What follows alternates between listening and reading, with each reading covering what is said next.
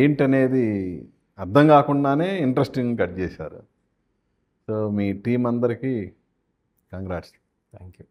So ఏంటి అసలు Newton third law ఇది స్క్రిప్ట్తో రాజేష్ మీ దగ్గరకు వచ్చినప్పుడు మీకు అనిపించింది ఏంటి అసలు? ఆ స్క్రిప్ట్ ఫస్ట్ టైం వచ్చినప్పుడు నేను ఏమీ ఎక్స్పెక్ట్ చేయలేదు. ఏంటి కథ కొంచెం టైటిల్ కొంచెం వింతగుంది. ఫస్ట్ అది అనిపించింది. సరే తర్వాత ఈ టైటిల్ ఇంగ్లీష్లో ఉంది, 10 మందికి అర్థం కాకపోవచ్చు అని అనిపించినప్పుడు మొత్తం కథ విన్నాక నాకు దీనికన్నా యాప్ట్ టైటిల్ ఇంకేమీ లేదని అనిపించింది. కథ డిఫైన్ చేయలేము ఎగ్జాక్ట్గా. అంటే ఒక ఇన్వెస్టిగేటివ్ థ్రిల్లరు, ఒక డ్రామా థ్రిల్లరు, కానీ దీంట్లో ఫ్యామిలీ ఎలిమెంట్స్ చాలా ఉంటాయి. అందుకే ఈటీవీ విన్ కూడా చేయడం జరిగింది, ప్రొడ్యూస్ చేయడం జరిగింది. సో ఒక ట్విస్ట్ తర్వాత ఒక ట్విస్ట్, ఒక హై తర్వాత హై, కొన్ని ఊహించని సన్నివేశాలు.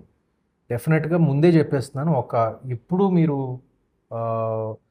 ఏ సినిమాలోనూ ఏ పుస్తకంలోనూ బహుశా రాయంది ఊహించని సన్నివేశం ఒకటి ఉంటుంది సినిమాలో. Okay, very surprising thing. అలాంటి చాలా ఉంటాయి సినిమాల్లో. సో అందుకే ఇది సెలెక్ట్ చేయడం జరిగింది. అంటే మీ కెరియర్లో సింగిల్ సిట్టింగ్స్తో ఓకే చేసిన రెండో సినిమా అని చెప్పారు కదా? కెరియర్లో కాదండి, లాస్ట్ ఒక 10 years అనుకుందాం. లాస్ట్ 10 yearsలో 2017లో మళ్ళీ రావా నేను సింగిల్ సిట్టింగ్లో ఓకే చేశాను. దాని తర్వాత ఇదే సింగిల్ సిట్టింగ్లో ఓకే చేయడం జరిగింది. అది కూడా కొత్త డైరెక్టరే, అప్పుడు ఇది కూడా కొత్త డైరెక్టరే. సో అప్పుడప్పుడు అలా జరుగుతాయి. కొన్ని మిగతా సినిమాలు అంటే ఇప్పుడు నాకు అనగనగా ఉందనుకోండి, అది ఒక 2-3 సిట్టింగ్లు పట్టింది. ఓకే. సో కానీ సింగిల్ సిట్టింగ్లో క్లియర్గా చెప్పగలను, ఇది రెండో cinema last 10 years.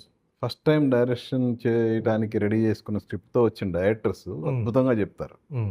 But whereas cinema తీసి మనం చూసుకున్నప్పుడు ఆ ఇన్ఫాక్ట్ అనేది కనిపించదు. మరి ఈ సినిమాని రాజేష్ చెప్పిన దానికి అవుట్పుట్కి మీకు కనిపించిన డిఫరెన్స్ ఏమైనా ఉన్నాయా? ఎగ్జాక్ట్గా ఉందండి, చెప్పిన దానికి ఇప్పుడు చేసిన దానికి, షూట్ చేసిన దానికి.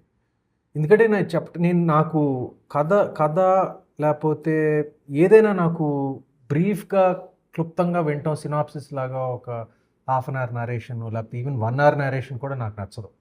నాకు రన్ టైం నరేషనే ఇష్టం. ఓకే. ఒక 2 గంటల సినిమా అంటే 2 గంటలు వింటాను నేను, 2 గంటలు చదువుతాను నేను, మొత్తం చదవాల్సిందే. అప్పుడే డెసిషన్ తీసుకుంటాను. అది చెప్పిన పద్ధతి, చెప్పిన విధానం చాలా క్లారిటీతో చెప్పాడు, షార్ట్స్తో సహా. అంటే ప్రతిదీ కాదు, అంటే కొన్ని ఇంపార్టెంట్ సీక్వెన్సెస్ షార్ట్స్తో సహా బాగా డీటెయిలింగ్తో చెప్పాడు. సో అంత క్లారిటీ నాకు నేరేషన్లు నాకు జనరల్గా సహజంగా అది కనపడదు. చాలామంది డైరెక్టర్స్ చెప్తారు, బట్ ఆ క్లారిటీ, డెఫినిషను, ప్రిసైజ్ నేచర్ అనేది అందరిలో కనపడదు. నాకు ఈ కథ విన్నప్పుడు వినపడింది. అందుకే ఓకే.